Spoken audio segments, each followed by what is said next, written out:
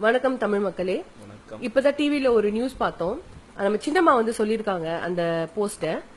அவங்கதான் வந்து ஓபிஎஸ் ஐவை டெல்லிக்கு அமுச்சு வச்சாங்களாம்.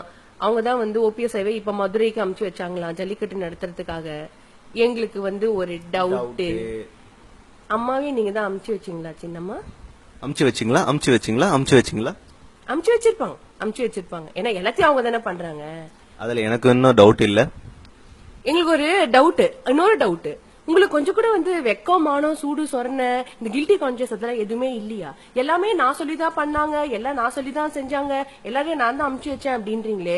ஏமா இந்த மெரினா பீச்ல அதே மாதிரி எல்லா ஊர்ல எல்லா மாவட்டங்களையும் உட்காந்துட்டு இருக்காங்களே இளைஞர்கள், பெண்மணிகள், கர்ப்பிணி பெண்கள், குழந்தைங்க, பெரியவங்க எல்லாருமே இந்த ஜல்லிக்கட்டுக்காக. அவங்களாம் என்ன லூசா வேலை வெட்டி இல்லாம வந்து உட்காந்துட்டு இருக்காங்கன்னு நினைச்சிட்டு இருக்கீங்களா? நீங்க எல்லாரையுமே ஒருத்தரும் வந்து உணர்வு பூர்வமா உயிரா வந்து உட்காந்துட்டு இருக்காங்க. அவங்க வீடு வாசல விட்டுட்டு வந்து உட்காந்துட்டு இருக்காங்க. எதுக்காக? இந்த ஜல்லிக்கட்டு நடக்கணும், இந்த ட்ரெடிஷனை பாதுகாக்கணும்ன்றதுக்காக. அது மாத்திரம் இல்லாம வந்து ஃபியூச்சர் ஜெனரேஷன்ல எல்லாருமே நல்லா இருக்கணும்ன்றதுக்காக வந்து உட்காந்துட்டு இருக்காங்க. இதெல்லாம் உங்க கண்ணுக்கு தெரியல. நான் சொல்லிதான் ஓபிஎஸ் போனாரு, நான் சொல்லிதான் ஜல்லிக்கட்டு நடக்குது, நான் சொல்லிதான் எல்லாமே அப்படின்றீங்களே. எப்படி உங்களால அப்படியே டக்கு டக்குன்னு பேசிட முடியுது? சின்னம்மா நீங்க யாரு? நீங்க யாரு? இதெல்லாம் சொல்றதுக்கு நீங்க யாரு? ஃபர்ஸ்ட் நீங்க யாரு? சிஎம்மா? பிஎம்மா?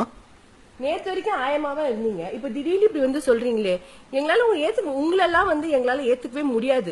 அம்மா இருந்த இடத்துல கண்டிப்பா உங்களை ஏத்துக்கவே முடியாது. ஏதோ சில பேர் வந்து உங்களை சின்னமான்னு சொல்லிட்டு திரியுறாங்க, அது இருக்கலாம்.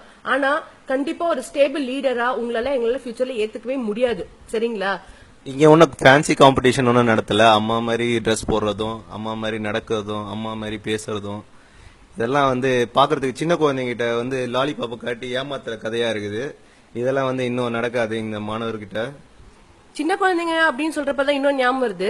தமிழ்நாட்டுல இருக்க சின்ன குழந்தைய கூட உங்களால ஏமாத்த முடியாது. சரிங்களா? கொஞ்சம் பார்த்து நடந்துக்கோங்க. வெல்வோம் தமிழ் மக்களே. இது நமது உணர்வு, நமது உயிர், நமது தமிழ். சரிங்களா? தமிழன் என்பதில் நாங்கள் பெருமைப்படுகிறோம். தமிழன்டா.